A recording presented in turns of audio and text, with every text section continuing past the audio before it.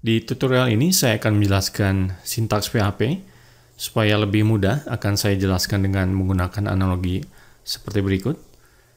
Teman-teman mungkin masih ingat di dalam bahasa Indonesia ada istilah tata bahasa Indonesia, yaitu seperangkat aturan atau ketentuan bagaimana sebuah kata dan kalimat seharusnya dituliskan di dalam bahasa Indonesia.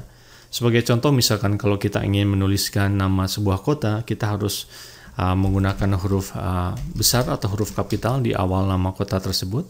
Kita tidak bisa menuliskannya seperti ini misalkan karena ini tidak sesuai dengan aturan.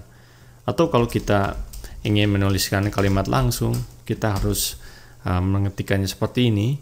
Ada tanda koma lalu tanda kutip.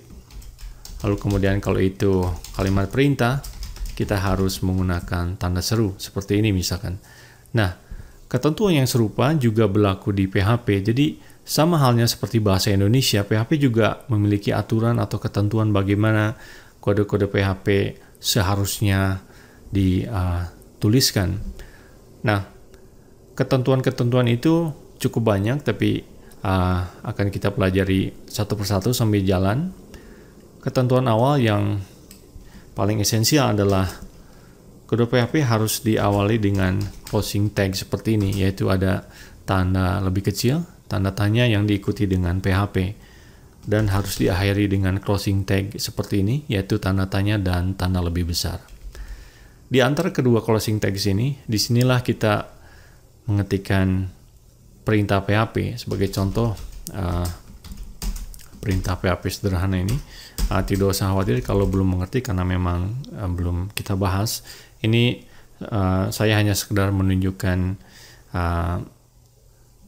ketentuan sintaks PHP secara umum. Seperti itu misalkan. Dan kalau file ini akan kita simpan, akan kita save, kita harus menggunakan extension PHP. Jadi kalau file ini saya beri nama latihan 001, maka file extensionnya harus PHP. Karena kalau bukan PHP nanti server tidak tahu bahwa ini adalah isinya kode-kode PHP. Alternatif lain kita bisa juga menyimpannya dengan file extension PHP 3 atau HTML. Tapi yang umum dipergunakan adalah .php. Seperti itu. Nah, sekedar untuk ilustrasi, mari kita lihat hasilnya di browser. Ya, seperti itu. Selain cara penulisan seperti ini, opening tag PHP juga bisa kita tulis singkat seperti ini, yaitu dengan menghilangkan PHP setelah tanda tanya di opening tag. Tapi ini bukan cara yang baik. Ini dikenal dengan istilah shorthand.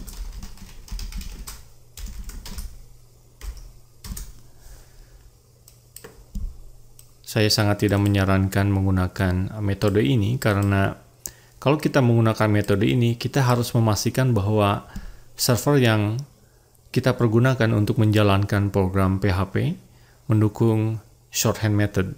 Karena kalau tidak, program yang kita tulis tidak akan berjalan.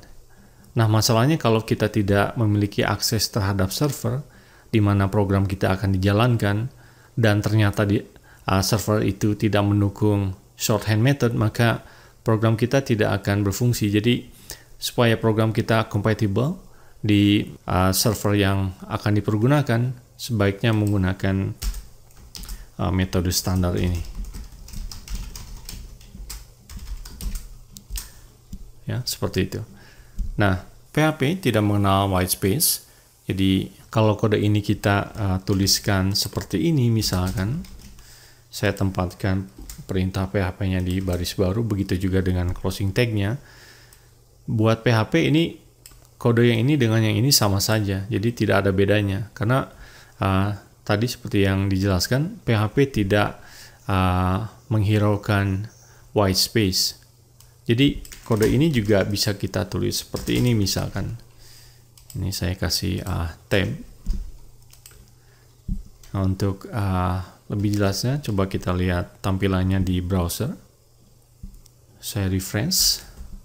Nah, seperti yang teman-teman bisa lihat, ini adalah kalimat yang dihasilkan oleh kode pertama, kedua, dan ketiga. Supaya lebih jelas, mungkin baiknya saya kasih line break dulu.